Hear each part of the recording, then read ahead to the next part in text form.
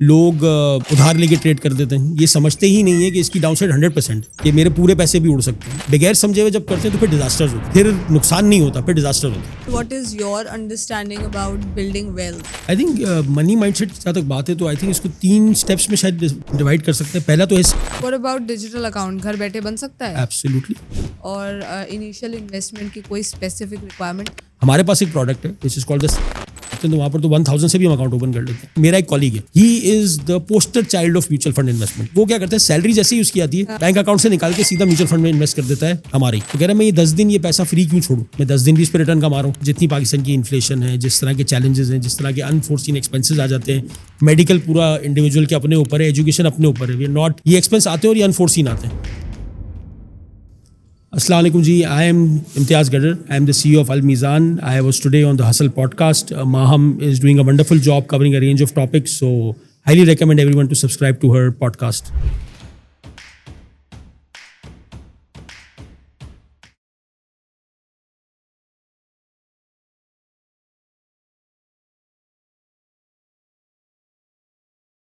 Hello Imtiaz साहब, कैसे हैं आप? बिल्कुल ठीक ठाक। सबसे पहले thank you so much for being here. No, सबसे पहले thank you for inviting. It's a और- pleasure to be here. I have recently started investments by the way. So I wanted to ask a lot of questions जो बहुत ही बचकाना सवालात होने वाले हैं, लेकिन आई एम श्योर कि मेरे साथ साथ वो जो ऑडियंस है वो भी सीखेगी। बिल्कुल बिल्कुल। तो मुझे बताएं कि इन्वेस्टमेंट से पाला कब पड़ा? इन्वेस्टमेंट से मेरा पाला तो समझ ले जब से पैदा हुआ हूँ तब से ही पड़ गया है, because I come from Memon family. तो जैसा कि आपको पता है कि हमारी तो सारी डिनर कॉन्वर्जेशंस, घर की बातें, दावतें सब बिजनेस और इन्वेस्टमेंट के इर्द गिर्द ही घूमती हैं। तो बिजनेस और इन्वेस्टमेंट से बहुत ज़्यादा बचपन से ही ताल्लुक है। मेरे फादर जो है वो बैंकर थे, बट उनको स्टॉक मार्केट का बहुत शौक था। तो ऑब्वियसली उनको देखते हुए, उनका प्रोसेस ऑफ इन्वेस्टमेंट देखते हुए, उनका जो शौक था, ये मैं उस ज़माने की बात करूँ जो फिजिकल शेयर होते थे। अच्छा। तो फिजिकल शेयर्स, ट्रांसफर डीड्स, उस वक्त से स्टॉक मार्केट से, इन्वेस्टमेंट से, बिजनेस से एक ताल्लुक रहा है।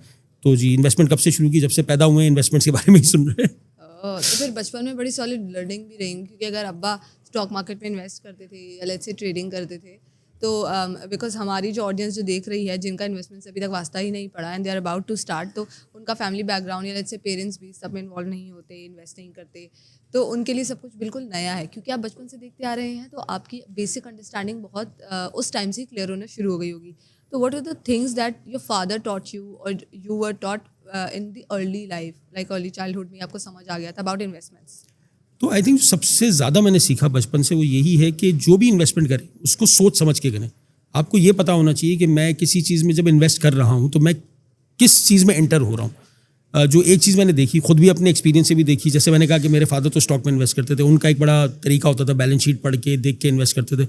साथ ही कुछ दोस्त होते थे या कुछ अंकल्स होते थे, उनकी इन्वेस्टमेंट देखता था तो उनको शायद स्टॉक का पता भी नहीं होता था क्या है। इसी तरह कोई प्रॉपर्टी लेने जा रहा है, अब वो उसका एक माइंडसेट अलग होता था, क्योंकि इन्वेस्टमेंट हर तरह की हो सकती है। प्रॉपर्टी की इन्वेस्टमेंट में आप देखिए हर किसी का एक अलग माइंडसेट है कि वो किस चीज़ को टारगेट कर रहा है। हाँ। तो जहाँ पर एंड इतने सालों में ये समझ आ गया कि कौन बंदा देख के समझ के इन्वेस्ट कर रहा है और कौन जो है सिर्फ बाई चांस इन्वेस्ट कर रहा है। Okay. So this was your learning of understanding fundamentals, like childhood से आपको समझ में आने लग गया था कि फंडामेंटल्स तो पढ़ने हैं, right? That is the main thing. Understanding होनी चाहिए मैं करने क्या जा रहा हूँ, मतलब जो भी आउटकम है मुझे रेंज ऑफ आउटकम्स पता हो कि मैं इसमें अगर इन्वेस्ट कर रहा हूँ तो मेरा डाउन साइड कितना है। लोग उधार लेके ट्रेड कर देते हैं, ये समझते ही नहीं है कि इसकी डाउन साइड 100% है, कि मेरे पूरे पैसे भी उड़ सकते हैं। एक चीज़ है कि आपने कोई चीज़ खरीदी, 100 रुपये की खरीदी, वो 90 रुपये हो जाएगी, 80 हो जाएगी, तो मेरा जो है वो 20 रुपये का नुकसान हो जाएगा। तो आई नो कि अच्छा मेरा नुकसान ये है कि अगर बिल्कुल ही इन्वेस्टमेंट जीरो हो जाए, ये प्लॉट, ये स्टॉक सफ़े हस्ती से मिट जाए, तो मेरा इन्वेस्टमेंट जीरो हो जाएगी। लेकिन अगर मैं लेवरेज करके उधार लेके कोई काम कर रहा हूँ तो मैंने अपने 30 रुपये डाले और चीज़ 100 रुपये की है, वो 30 रुपये जब गिरेगी तो मैं जीरो हो जाऊँगा। और लोग नहीं समझते इस बात को। लोग क्या कह रहे होते हैं कि मैं 30 रुपये डालूंगा, ये 120 हो जाएगी, तो मेरी 30 रुपये में 20 रुपये का गेन आ जाएगा, तो मैं बहुत अच्छा इन्वेस्टमेंट कर लिया। तो उसको बगैर समझे हुए जब करते हैं तो फिर डिजास्टर्स होते हैं, फिर नुकसान नहीं होता, फिर डिजास्टर होता है when you get completely wiped out. So I think that is the biggest understanding. ये सबसे बड़ी लर्निंग मेरी अपनी ये रही है। Of course you are here for one major purpose which is mutual funds, जिस पे हमें बात करनी है, आपसे सीखना है उसके बारे में। And stock market is something जो कि I am already making content about it, और पर आपका क्योंकि बचपन इन्वेस्टमेंट से ही स्टार्ट हुआ है तो वो पूछना मेरे लिए ज़रूरी था। लेकिन जो लोग देख रहे हैं और पहली दफ़ा म्यूचुअल फंड्स की टर्म्स सुन रहे हैं, उनके लिए बताएं ये भला है क्या? देखिए म्यूचुअल फंड जो है एक मीडियम है, एक व्हीकल है किसी भी एसेट क्लास में एक्सपोजर लेने का। अब जैसे हमने स्टॉक की बात की, अगर हम डेट की भी बात कर लें, हमने डेट की अभी तक इतनी बात नहीं की है, बट इन्वेस्टमेंट करने के 2-3 तरीके हैं। एक है कि मैं कोई ऐसी चीज़ लूँ जो मुझे कैश फ्लो देती है और आगे जाके किसी अच्छे रेट पे बिक जाएगी। एक ये इन्वेस्टमेंट होती है जो कि प्रॉपर्टी हो सकती है, जो कि स्टॉक हो सकता है। मैंने एक प्रॉपर्टी ली जो किराए पे है, मुझे किराया भी दे रही है और आगे जाके मुझे लगता है अच्छे रेट पे बिक जाएगी। स्टॉक भी यही है, मैंने स्टॉक लिया, एक डिविडेंड देगा मुझे मोस्ट प्रोबेबली और मैं उसको अच्छे रेट पे बेच दूंगा। एक है जिसमें मैं फिक्स रिटर्न चाह रहा हूँ कि ठीक है, मुझे पता है कि मुझे एक प्रेडिक्टेबल आमदनी चाहिए, चाहे कम हो या ज़्यादा हो, लेकिन मुझे प्रेडिक्टेबल आमदनी चाहिए।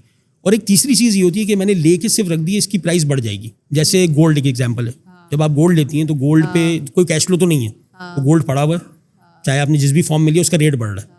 जब आप डेट इंस्ट्रूमेंट लेते हैं या कोई भी बॉन्ड खरीदते हैं या सुकूक लेते हैं, तो सुकूक में क्या होता है कि आपको एक फिक्स रिटर्न मिल रहा होता है। स्टॉक में, प्रॉपर्टी में आपको दोनों चीज़ें मिल रही होती हैं। म्यूचुअल फंड क्या है? म्यूचुअल फंड एक व्हीकल है उन लोगों के लिए जो ये सारे काम डायरेक्टली करने की कैपेबिलिटी नहीं रखते या टाइम नहीं रखते। सही है। स्टॉक है, बॉन्ड है, गोल्ड है, प्रॉपर्टी है, इसमें आपने इन्वेस्ट करना है और आप समझते हैं कि आपके पास एक्सपर्टीज नहीं है, टाइम नहीं है, क्योंकि दोनों चीज़ें रिक्वायर्ड है। Investment is a full time job, तो उसको अगर आपके पास टाइम और एक्सपर्टीज नहीं है तो म्यूचुअल फंड्स आपको वो प्रोसेस देते हैं कि जहाँ पर आके आप अपने पैसा पूल करते हैं with similar people like your self, कि जिनके पास टाइम और एक्सपर्टीज नहीं है, वो सारा अपना पैसा एक professional educated qualified fund manager को दे देते हैं कि आप मेरे बिहाफ पे मैनेज करें और इसका जो रिटर्न आएगा वो हमें पास ऑन करें।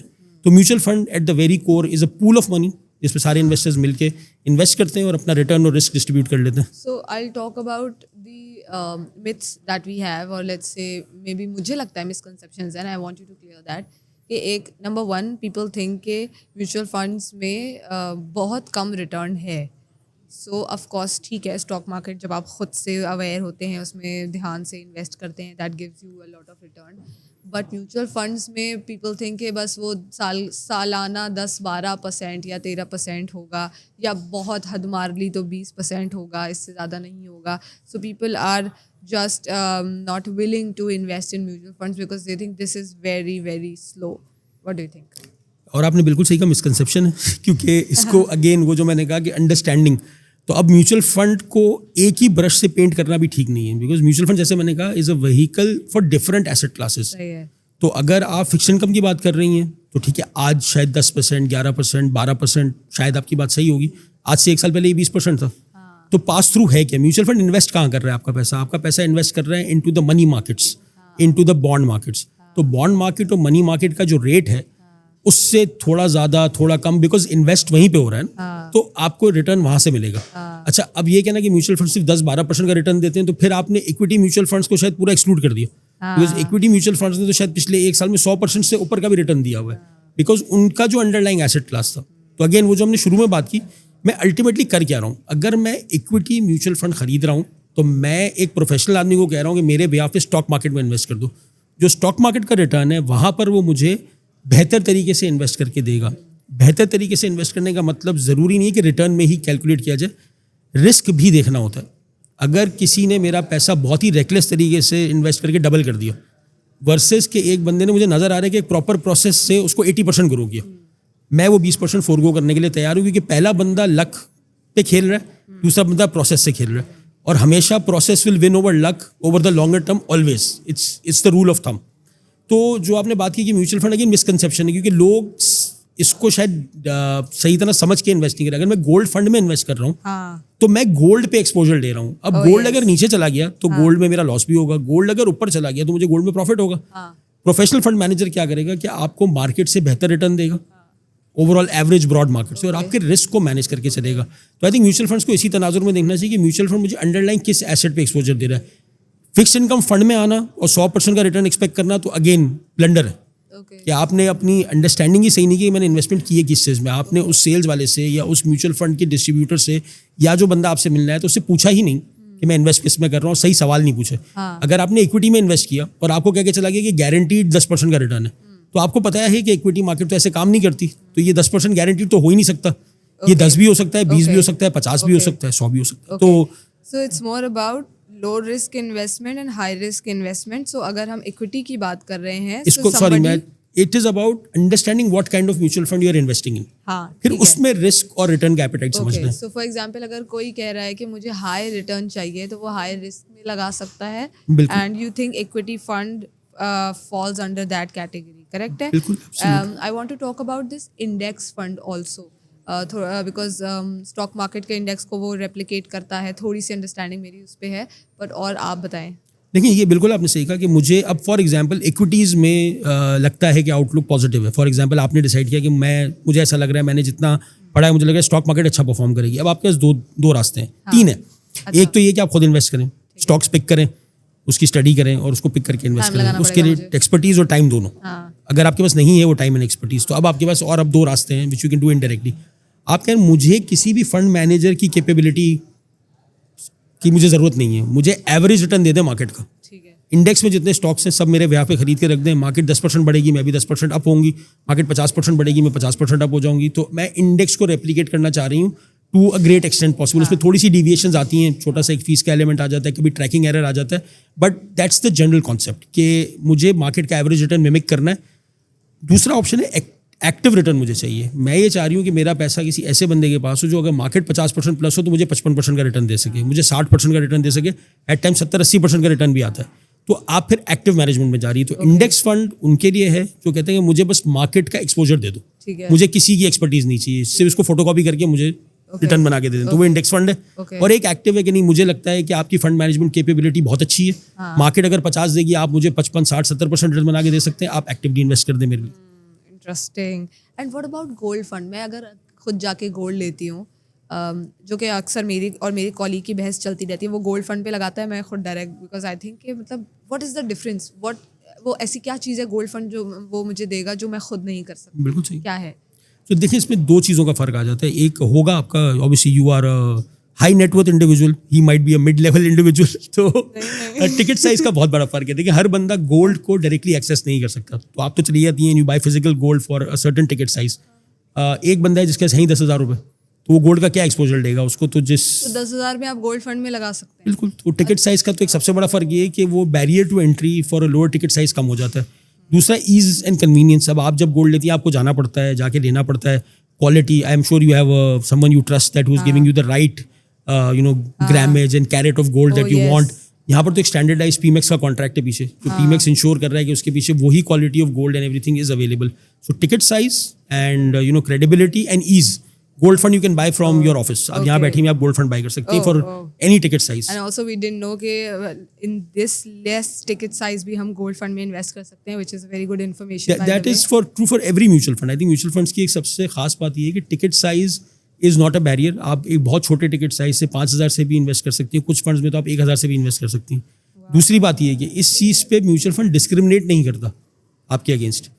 आप किसी भी बिजनेस में चलिए, अगर आप एक height, if you are a bigger buyer you get a preferred rate, if you are a smaller buyer you get a bad rate। Retail wholesale का जो कॉन्सेप्ट होता है, यहाँ पर जो फंड में 10 अरब रुपए लगा रहा है उसको भी वही रिटर्न मिलता है, जो 5,000 रुपये लगा रहा है उसको भी वही रिटर्न मिलता है। तो it is specifically designed for small investors जिनके टिकट साइज भी नहीं है, जिनके पास एक्सपर्टीज भी नहीं है, उनको वही रिटर्न मिलना जो 10 अरब वाले को मिल रहा है। तो आई थिंक ये सबसे बड़ा फीचर है म्यूचुअल फंड का कि आपको साइज पे डिस्क्रिमिनेट भी नहीं करता म्यूचुअल फंड, एग्जैक्टली वही रिटर्न देता है परसेंटेज टर्म्स में जो 10 अरब वाले को दे रहा है। ओके, कितने म्यूचुअल फंड्स के टाइप हैं वैसे? म्यूचुअल फंड्स की तो देखिए, इन टर्म्स ऑफ टाइप्स और उसकी मोडेलिटीज तो बहुत डिफरेंट है, बट अगर हम बहुत for the audience we just classify into 3 or 4 major categories. One is as said fixed income या डेट की एक मार्केट होती है, उसके वेरिएंट्स हो सकते हैं, उसमें इनकम होता है, कैश होता है, बट अभी हम उस पर नहीं जाते। द मेन फोकस इज कि वहाँ पर आपका target is to get a certain predictable fixed kind of return. ठीक है। दूसरा इक्विटी, जिस पे आपने बात की कि वो स्टॉक मार्केट का आपको एक्सपोजर देता है। तीसरा हो गया कमोडिटी। तो कमोडिटी फंड आपको गोल्ड पे या किसी और कमोडिटी पे भी रिटर्न दे सकता है। फिर चौथी टाइप्स हैं जिसमें आप you can go to let's say real estate, you can have private equity, you can have venture capital, you can have other asset classes. But जो अभी अगर मैं कहूँ एक बहुत ब्रॉड डेफिनेशन कहूँ तो commodity, debt, equity, real estate और बाकी क्योंकि बहुत छोटे हैं तो उनको अदर्स में भी हम क्लब कर देते हैं, और वो रिटेल के लिए शायद बहुत ज़्यादा फीजिबल भी नहीं है अभी। Private equity is more for people who understand. As I said, हम तो इसी चीज़ को इनकरेज करते हैं कि काम वो करें जो आपको समझ में आता है। मैं आपको बाकी 4 फंड समझा सकता हूँ, मैं आपको प्राइवेट इक्विटी और उस पर रेकमेंड नहीं करूँगा नए इन्वेस्टर को आना, because you need a certain level of understanding to get into those funds. अभी टाइम लगेगा, 5 साल 10 साल बाद हम वहाँ होंगे जहाँ रिटेल भी बहुत ज़्यादा प्राइवेट इक्विटी में पार्टिसिपेट कर रहा होगा। आज it's for the early adapters and for the more qualified investors. Okay, एक और बचकाना सवाल।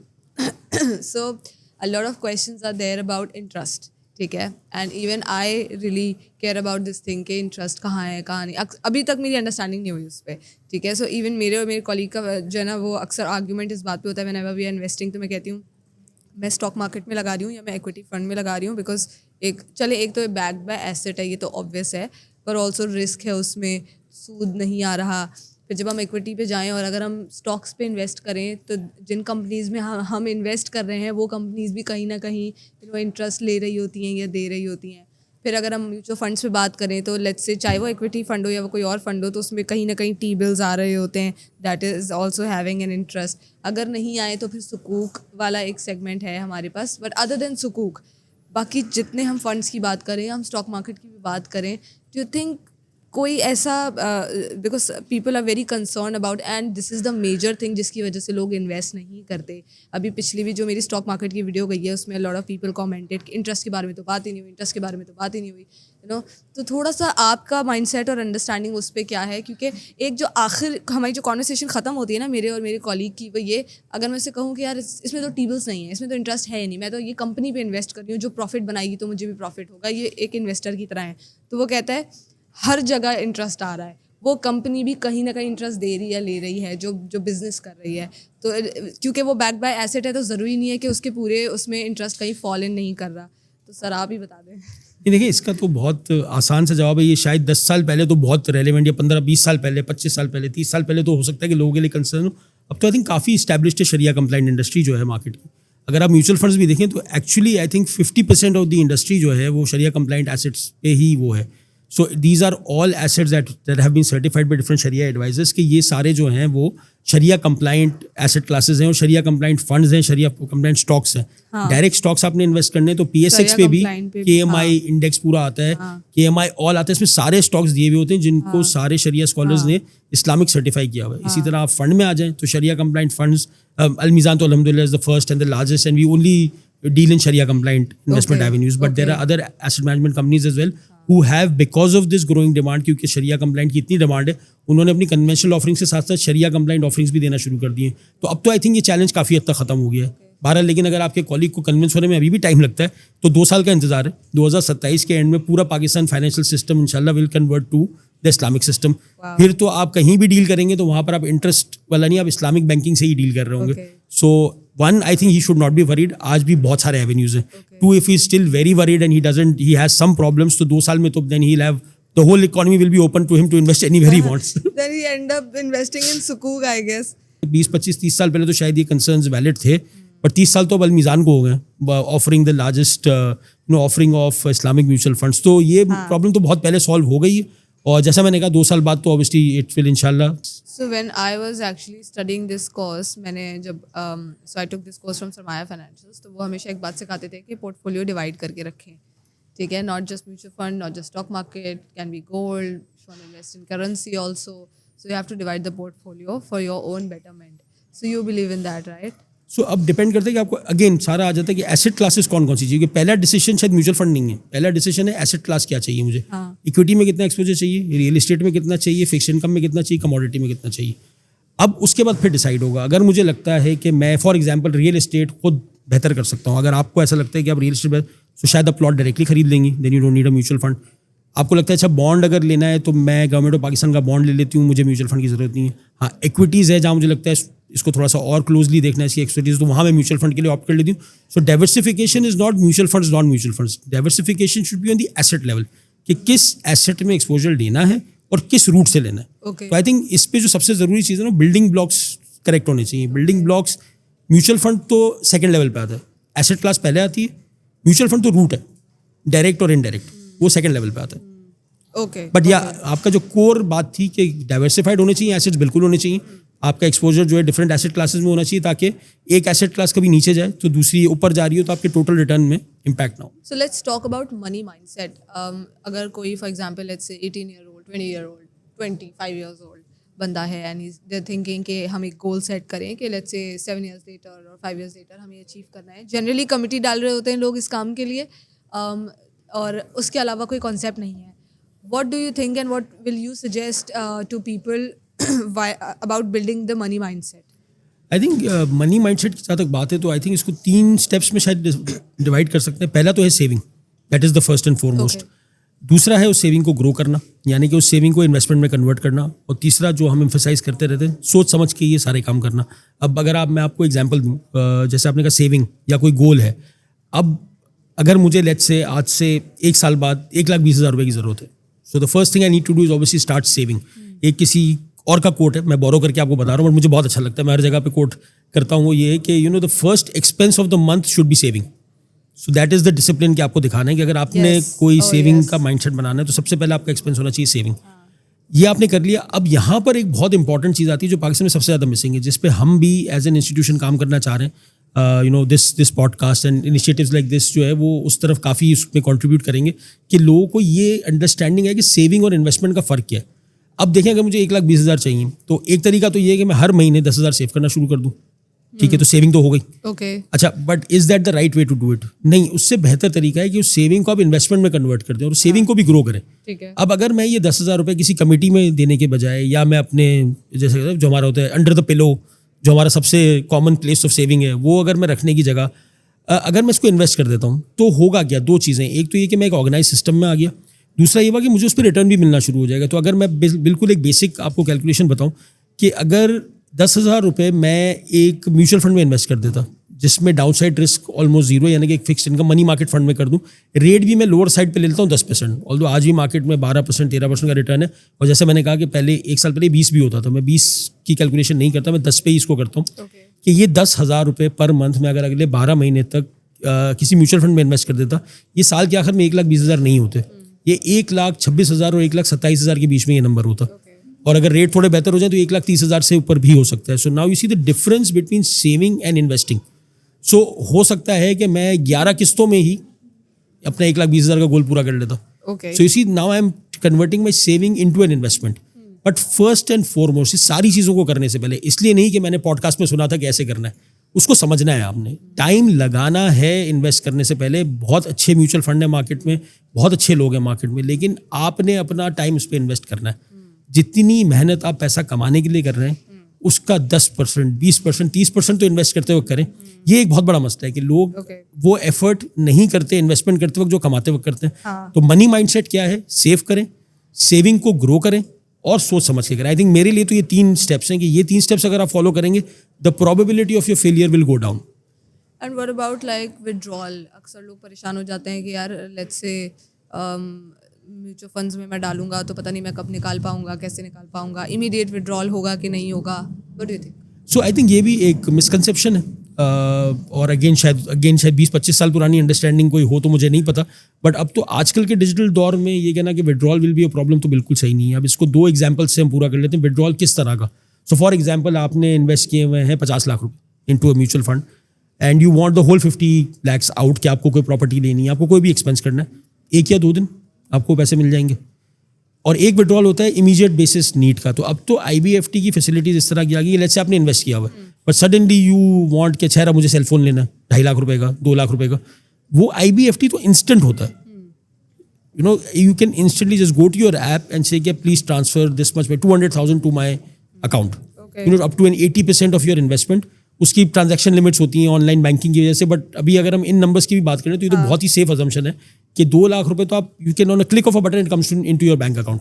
मैं आपको एग्जांपल देता हूँ विड्रॉल की। मेरा एक कॉलीग है, ही is the poster child of mutual fund investment. Poster child मैं कहता हूँ। वो क्या करता है, सैलरी जैसे ही उसकी आती है वो उसको बैंक अकाउंट में डिपॉजिट करता है, बैंक अकाउंट से निकाल के सीधा म्यूचुअल फंड में इन्वेस्ट कर देता है हमारी। मैं कहा अच्छा फिर करते क्यों? कह रहे रेंट देना होता है 10 तारीख को, तो यहीं से IBFT कर देता हूँ। 1.5 लाख मेरा रेंट है, मैं वहीं से जाता हूँ अपनी म्यूचुअल फंड अकाउंट से, I press the button and the money goes from my mutual fund account to my landlord. तो कह रहा है मैं ये 10 दिन ये पैसा फ्री क्यों छोड़ूं, मैं 10 दिन भी इस पर रिटर्न कमा रहा हूँ। मैं कहा अच्छा फिर बिजली का बिल कहते हैं वो भी IBFT से, 12 तारीख को मेरी के इलेक्ट्रिक की वो होती है वो भी उसी ऐप से, आई पे माई इलेक्ट्रिसिटी बिल। मैं कहा अच्छा क्योंकि तुम इतना एक्सट्रीम पे जा रहे हो तो then how do you manage your grocery shopping. ये कह रहा है ना ये IBFT की फैसिलिटी है ना, मतलब मैं इतने पैसे तो इंस्टेंटली एक क्लिक ऑफ अ बटन पे अपने अकाउंट में ट्रांसफर कर लेता हूँ। मुझे अगर कैश विड्रॉल करना है तो भी वहाँ से कर लेता हूँ, कोई शॉपिंग करनी है डेबिट कार्ड से पे करना है वो भी वहाँ से कर लेता हूँ। So that is the extent of ease that has now come in, that you can literally deposit your salary day 1 into a mutual fund account and start earning on it, and as you spend उतनी ही आपका withdrawal होगा। बाकी जितना पैसा पड़ा है your money will be working for you. Oh, that's very interesting. So yes, जैसे मैंने कहा ना, ये बहुत पुराने मिसकंसेप्शन है जिस पे हमें भी काम करना है, लोगों को समझाना है. But still there, I mean, it's still there कि उसमें से स्पेंडिंग भी हो सकती है simultaneously. Absolutely, absolutely. मैं आपको बताया ना, मेरे पास लाइव एग्जांपल है, अगले पॉडकास्ट में साथ ले आऊंगा. पूरी salary first day goes into the mutual fund and then he spends from there. तो मैं कोई कहीं पे मसला तो करके क्यों मसला आएगा जब हर चीज अवेलेबल है, everything is now online, Is so I there can any instantly. specific mutual fund type? No, you can do it in any mutual fund, but let's say you want low volatility, तो आपने उसको money market में रखा कि मेरे पैसे कम ना हो. लिटरली कहता मैंने एटीएम के बाहर खड़े होकर भी इस तरह कैश निकाला कि पहले म्यूचुअल फंड का अपना बटन प्रेस किया कि मेरे पैसे मेरे अकाउंट में आ जाए 25,000 रुपये. 25,000 रुपये वहाँ गए, एटीएम के अंदर गया, एटीएम कार्ड से 25,000 रुपये विड्रॉ कर लिए. सो Okay. विड्रॉल के ऊपर कोई मसला होना, ये तो अब बहुत पुरानी बात हो गई. It's absolutely there. अगर आपको ओवरऑल पूरी अमाउंट विड्रॉ करनी है, कोई बड़ी अमाउंट विड्रॉ करनी है, तो 1 या मैक्सिमम 2 दिन के अंदर वो पैसे आपके पास आ जाएंगे. The regulations allow 6 days. Regulation में है कि 6 दिन के अंदर तो देने ही है, ठीक बट है. जनरली पूरी मार्केट की प्रैक्टिस ये है कि 1 या 2 दिन के अंदर आपके पैसे आपके पास आ जाते हैं. What about digital account? घर बैठे बन सकता है? Absolutely, absolutely. क्यों नहीं बन सकता है? इस तो मतलब हम कंपेटिटिव ही नहीं रहेंगे अगर हमने ये फैसिलिटी ना दी तो. बल्कि अब तो SECP ने, जो रेगुलेटर है, उसने ये आसानी भी कर दी है कि अगर आपको एक छोटा सा अकाउंट खुलवाना है तो आपकी डॉक्यूमेंटेशन रिक्वायरमेंट भी बहुत कम कर दी है. आपको बेसिक 3-4 चीज़ें उसमें फिल करनी है और आपका सहल अकाउंट, सहूलत अकाउंट, अलग अलग नाम है, वो खुल जाता है. And you can do a bare minimum investment वहीं से आप स्टार्ट कर दें. आपको वो इन्वेस्टमेंट समझ में आती है, you want to upgrade to a full limit account, फिर आपको 4 डॉक्यूमेंट और देने, वो आपके प्रोसेस हो जाते हैं. Then you also transition to a full service account. तो अब तो ईज ऑफ एंट्री बहुत आसान हो गई, ईज ऑफ एग्जिट तो उससे भी ज़्यादा आसान हो गई. ओके.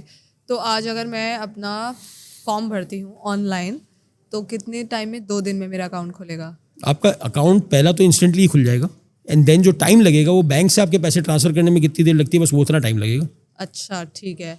और इनिशियल इन्वेस्टमेंट की कोई स्पेसिफिक रिक्वायरमेंट है? Not at all. जैसे मैंने आपको कहा, आपने 5,000 से भी इन्वेस्ट करना है तो you can do Okay. It. हमारे पास एक प्रोडक्ट है which is called the Sahl account, where we have tied up with the telecom operator, और उनके टेलीकॉम के क्लाइंट्स जो हम ओपन करते हैं तो वहाँ पर तो 1,000 से भी हम अकाउंट ओपन कर लेते हैं. अच्छा. And what is this concept of SIP? SIP is connects to जो हमने बात की, जो एग्जांपल थी कि अगर मुझे 10,000 रुपये महीना सेव करना है, अब उसमें एक और लेवल ऑफ ईज आ गया. लेट्स से कि आपका स्लाइटली लॉन्गर टर्म गोल है कि आपने कहा कि मुझे 5 साल बाद हज पे जाना है. उसके लिए आपने एक प्लान पूरा अपना डिवाइस किया कि मैं अगर हर महीने, आपका जो इन्वेस्टमेंट एडवाइजर है वो आपको गाइड करेगा कि हर महीने मैं अगर इतना इन्वेस्ट करता हूँ इस रिटर्न एक्सपेक्टेशन में, तो 5 साल बाद मेरे पास हज जितने पैसे आ जाएंगे. Now the only thing you need to do is give that instruction. हर महीने आपकी सैलरी क्रेडिट होते ही उतने पैसे आपके डिडक्ट होके आपके प्लान में ट्रांसफर हो जाएंगे. तो सिस्टमैटिक इन्वेस्टमेंट प्लान वो है. तो सिस्टमैटिकली यू आर इन्वेस्टिंग, आपके पैसे डिडक्ट हो रहे हैं, आपका वो गोल की तरफ वो ग्रेजुअली बढ़ रहा है. और जैसे ही आपका गोल अचीव हो जाएगा, तो चाहे वो गोल जो भी हो, एजुकेशन हो, हज हो, उम्रा हो, शादी हो, यूनिवर्सिटी एक्सपेंसेस हो, so you know all of these things, and these are all very real life examples. A very average Pakistani saves money for these things. The only thing we are trying to propagate is कि इसको आप एक बहुत systematic तरीके से grow करके कर सकते हैं. Okay. हर सेविंग का मतलब ये नहीं होना चाहिए कि 1,20,000 का मतलब है कि 10,000 महीने के सेव करूंगा तो 1,20,000 हो जाएगा. Okay. So is there anything that you want to add money mindset वाली बात पे? नहीं, मनी माइंडसेट पे I think we touched base. उस पे वही है कि इसको आपको, you have to take it as a process, you have to be consistent. जहाँ पर ये शॉर्ट टर्म गोल्स तो आपके आते रहेंगे कि ये गोल्स तो हैं, but those goals are small milestones in the bigger journey. Bigger journey तो आपकी ये कि I need to keep growing, I need to keep building my safety net. You know, जहाँ जितनी पाकिस्तान की इन्फ्लेशन है, जिस तरह के चैलेंजेस हैं, जिस तरह के अनफोर्सिन एक्सपेंसेस आ जाते हैं, मेडिकल पूरा इंडिविजुअल के अपने ऊपर है, एजुकेशन अपने ऊपर है. We are not you know develop market तो है नहीं कि जहाँ पर गवर्नमेंट की तरफ से आपकी सारे एक्सपेंस कवर होते हैं. ये एक्सपेंस आते हैं और ये अनफोर्सिन आते हैं. सो ये saving mindset has to be continuous. आपको हज पे जाना है 5 साल बाद, you can plan that. Medical bill आप प्लान नहीं कर सकते कि यार मेरे पर कब बड़ा मेडिकल एक्सपेंस आ जाएगा, पेरेंट्स का, अपना, किसी का भी. So saving has to be a 24/7 mindset and converting that saving into investment, ताकि your money works for you. That is important. कुछ टेक्निकल क्वेश्चंस और ऐड कर रही हूँ ऑडियंस की तरफ से थे कि because I actually interviewed like, और मैंने अभी पोस्ट भी किया था, he is the CEO Samaya Financials. तो उसमें समबडी कमेंटेड क्या कोई इंडियन पाकिस्तानी स्टॉक मार्केट में इन्वेस्ट कर सकता है. सो मैं जनरल करती हूँ उसको, can foreigners invest in Pakistani stock market? जी बिल्कुल, I think foreigners can invest. बल्कि शायद इससे रिलेटेड ये भी बनता है, एक तो non resident Pakistanis, so they can also invest. उनके लिए तो बहुत अच्छा है. एक रूट गवर्नमेंट ने, स्टेट बैंक ने डेवलप कर दिया RDA. तो RDA के थ्रू, रोशन डिजिटल अकाउंट के थ्रू, तो आप बहुत सीमलेसली म्यूचुअल फंड में भी कर सकते हैं. उसके मल्टीपल यूज केसेस हैं. म्यूचुअल फंड तो ऑब्वियसली बहुत ही पॉपुलर रहा है रोशन डिजिटल अकाउंट के लिए, वो नॉन रेजिडेंट पाकिस्तानीज के लिए. If you talking about pure foreign nationals, then there is 2 ways to do it. एक तरीका तो ये है कि वो यहाँ पर अपना एक SCRA अकाउंट कहलाता है, स्पेशल कन्वर्टेबल रुपी अकाउंट, वो किसी बैंक के साथ ओपन कर लें. और फिर उसके बाद उनका एक बड़ा सीमलेस प्रोसेस हो जाता है मनी इन और मनी आउट का. इट्स प्रोटेक्टेड बाय रेगुलेशन कि आपका पैसा जो SCRA से आएगा वो सीमलेसली वापस भी चला जाएगा. Okay. उसके अलावा एक और तरीका ये भी है कि क्योंकि पाकिस्तान मार्केट इंटरनेशनल रेडार पे रही है सालों तक, तो ऐसे कुछ इंटरनेशनल फंड्स भी हैं जो पाकिस्तान में इन्वेस्ट करते हैं. तो लेट्स से अगर आपको पाकिस्तान के सिस्टम में आके नहीं इन्वेस्ट करना, आप किसी इंटरनेशनल फंड में जिसका पाकिस्तान का एक्सपोजर हो उस पर इन्वेस्ट करते हैं तो आपको पाकिस्तान मार्केट का exposure. Can you name some? So there have been different ones. जैसे टुंड्रा फाउंडर एक फंड है, उनका काफ़ी सालों से है, उन्होंने तो पाकिस्तान डेडिकेटेड व्हीकल्स भी रखे हैं बहुत टाइम से. Then there are ETFs specially जो कि जिनके बेंचमार्क में पाकिस्तान क्योंकि शामिल होता है तो वो पाकिस्तान के ऊपर एक्सपोजर लेते हैं. बट ओवर द ईयर्स सारे ही बड़े जो नाम है दुनिया के, ब्लैक रॉक हो गया, टेम्पल्टन हो गया, वैनगार्ड हो गया, सब ने ही पाकिस्तान में एक्सपोजर लिया है डिफरेंट टाइम्स. सो कोई भी अगर आपकी इंटरनेशनल ऑडियंस में है तो ऑब्वियसली उनके जितने भी ये लीडिंग फंड्स हैं उसमें कहीं ना कहीं किसी फ्रंटियर मार्केट के एसेट में या इमर्जिंग मार्केट के एसेट में पाकिस्तान का एक्सपोजर वो लोग प्रोवाइड करते हैं. तो that can be alternate root should you choose not to come through the SCRA. Okay. अच्छा, and what is ETF exactly? So एक हमने बात की थी जैसे इंडेक्स फंड्स की. हाँ. ETF is similar to an index fund. इसका सिर्फ फर्क ये है कि जैसे एक ओपन एंड फंड होता है तो आज आपको एक AMC के साथ बाय एंड सेल करना होता है. एक एसेट मैनेजमेंट कंपनी आपको यूनिट्स इशू करती है, वही आपसे ले लेती है. ETF में एक सेकेंडरी मार्केट भी क्रिएट हो जाती है. Okay. where you trade the stocks on the screen. ठीक है. अच्छा, एक और फर्क ये होता है कि जो आपका ओपन एंड इक्विटी फंड है फॉर एग्जांपल, वो आपको दिन में एक बार नैव इशू करता है कि सुबह से मार्केट स्टार्ट हुई तो 100 रुपए की नैव थी, वो मार्केट लेट से पूरे दिन में 10% बढ़ गई तो शाम को उसकी नैव 110 आएगी और आपको मोस्टली फॉरवर्ड लुकिंग नैव मिल रही होती है कि आपने जब इन्वेस्ट किया तो आपको आज के डे एंड की दे देगा. ETF क्योंकि मार्केट पे ट्रेड हो रहा है तो मार्केट जैसे जैसे बढ़ रही है, आपको 100 रुपये में मार्केट स्टार्ट हुई, आपको 102 पे लगा कि आज मार्केट मुझे लगता है एंट्री करनी है तो आपको 102 पे भी एंट्री मिल जाती है. तो ETF में एक लेवल ऑफ ईज जो है वो ओपन एंड म्यूचुअल फंड से भी ज्यादा है. अच्छा. So वो What एक is the full form of ETF? Exchange traded funds. Exchange traded fund. Okay. And तो इसके लिए सेपरेट अकाउंट खुलता है? इसके लिए आपको एक ब्रोकरेज अकाउंट खोलना होगा और brokerage account you can buy through broker as well. तो बस उसका जो सबसे बड़ा एडवांटेज है वो ये है कि आपको रियल टाइम प्राइसिंग उसकी मिल रही होती है which is called the iNAV. Again थोड़ी सी टेक्निकल टर्म्स है बट जो फंड्स इशू करते हैं, जैसे मैं अगर अपने ओपन एंड फंड की जो देता हूँ pricing at the day and, it's called a NAV. मेरे ही ETF की, मीजान का जो अपना ETF है जो स्टॉक मार्केट पर लिस्टेड है, उसकी iNAV एवरी सेकंड कैलकुलेट हो रही होती है. Okay. उसका एक डेजिग्नेटेड मार्केट मेकर है जो हर वक्त इंश्योर कर रहा होता है कि उसके अंदर लिक्विडिटी है. तो ये उनके लिए है जो स्टॉक मार्केट के थ्रू एक ट्रैकर फंड में एक्सपोजर लेना चाहते हैं और ease of entry and exit अपना मार्केट के थ्रू रखना चाहते हैं. तो उनके लिए ये एक प्रोडक्ट है. इंटरनेशनली बहुत पॉपुलर है.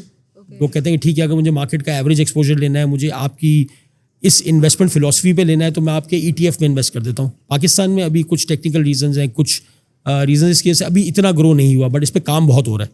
So I think ETFs is a very interesting topic. Over the next couple of years I think you will hear more and more about ETFs कि उसमें लोगों का इंटरेस्ट बढ़ता जाएगा. Because somebody suggested कि मीज़ान के ETF में कर दो ना, तो कुछ दिन पहले तो I was like what is this ETF? Meezaan what? तो फिर somebody said कि यार ये इंडेक्स को जो है ना रेप्लिकेट करता है. मीज़ान का ETF जो है उस स्टॉक मार्केट के इंडेक्स को रेप्लिकेट कर रहा है. उसके लिए हमने एक स्पेशल इंडेक्स कंस्ट्रक्ट किया. अच्छा. और वो उस इंडेक्स को रेप्लिकेट करता है. अगेन जैसे मैंने कहा, मैं हर किसी से यही कहता हूँ और बार बार कहता हूँ कि अगर आपको किसी ने कहा मीज़ान ETF है, उसको खोल के देखें ज़रूर कि मीज़ान ETF के पीछे कौन से स्टॉक्स मैंने मिरर किए हैं, उन स्टॉक्स को देखें. Take a view, do you want exposure to these stocks? Yes, you want exposure to these stocks, then ETF is a great way to take them.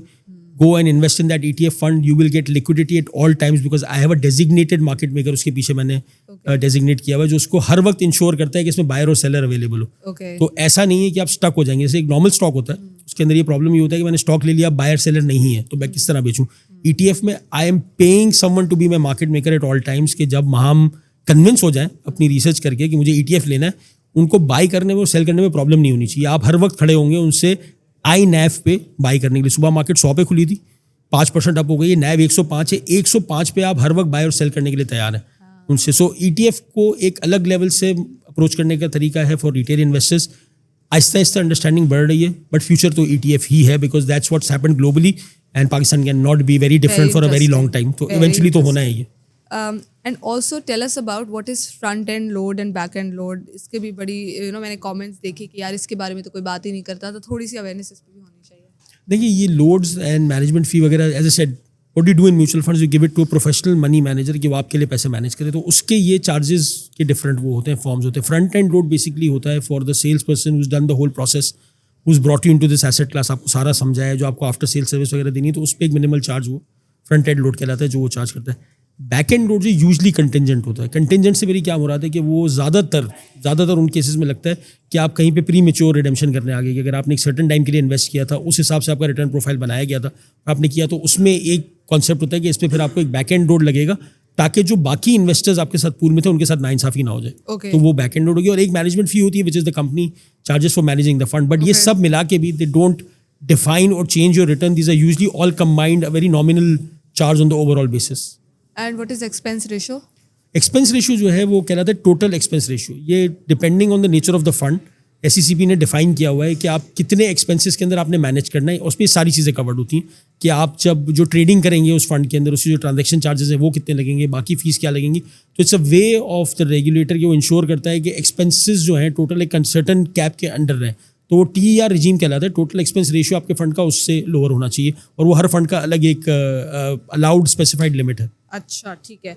And also tell me how many Pakistanis are investing in stock market and mutual funds? बहुत कम मुझे लगता है कि यही एक सबसे बड़ा जो हमने पहले भी बात की ना, अलमिया है कि एक हमारी सेविंग ही नहीं है. पहले तो हम in terms of saving ratio दुनिया के बहुत ही वीक कंट्रीज में आते हैं. बहुत डलती है वैसे.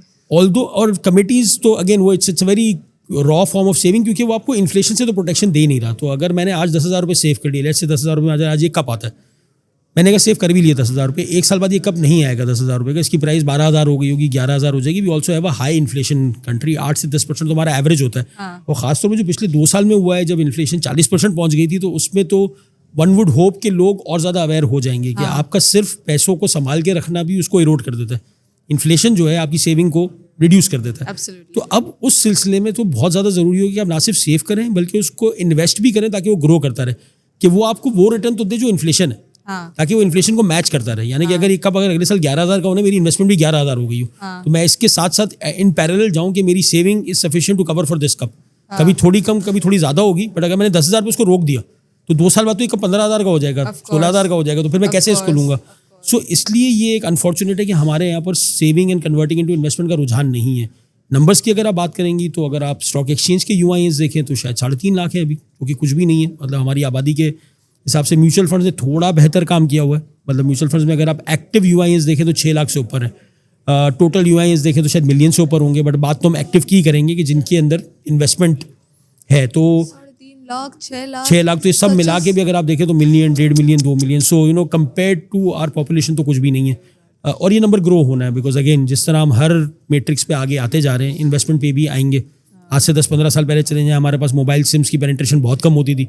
आज हर बंदे के पास एक मोबाइल सिम है. तो आप अप द कर्व तो आते हैं. इस चीज़ में हम थोड़े से अनफॉर्चुनेट रहे हैं कि हम इतना जल्दी अप द कर्व नहीं आए as a country. But institutions like Al Meezan, other mutual funds, other institutions, ये सब इसी पे काम कर रहे हैं कि ये रुझान ग्रो हो थोड़ा सा. I think there is a lot one can learn from you. And काफ़ी हद तक आपने आज अवेयर किया है लोगों को. आई होप जो भी देखेगा उसे सीखने को मिलेगा. मुझे तो बिल्कुल सीखने को मिला है. एंड आई वाज वंडरिंग कि मैंने कहीं पर ये पढ़ा था, आई थिंक लिंक्डइन पे मैंने देखा था, that you joined as a trainee Meezan पे. जी बिल्कुल. सो है कुछ इस तरह कि जब मैंने अपना IBA से when I was passing out, so my measures was in finance. तो जो फाइनेंस का एक बहुत इंपॉर्टेंट कोर्स होता है security analysis, which is like really the end all be all of especially investments. तो सिक्योरिटी एनालिसिस की जो मेरी टीचर थी, she was working for Al Mizan in those days.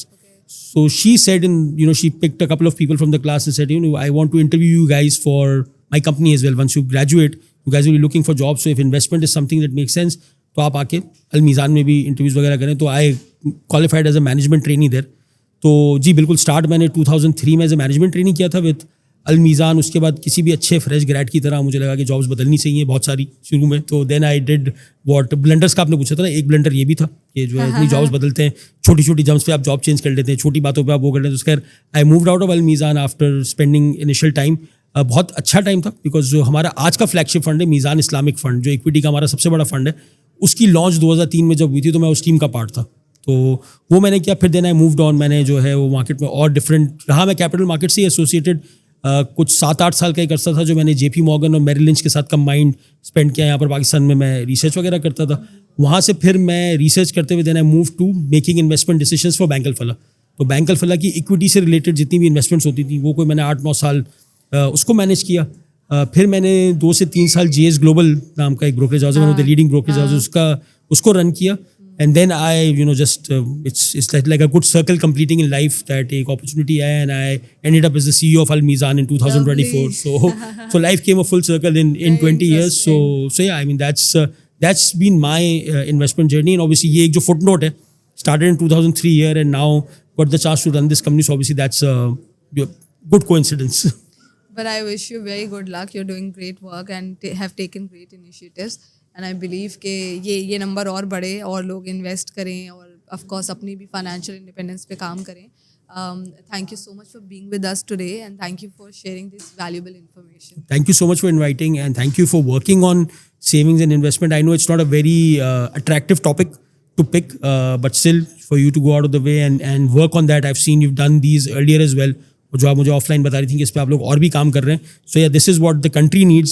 Savings और इन्वेस्टमेंट को ग्रो करना कंट्री की नीड है. Let's hope we can all of us can contribute a little bit and bring that change that's very very required. Inshallah.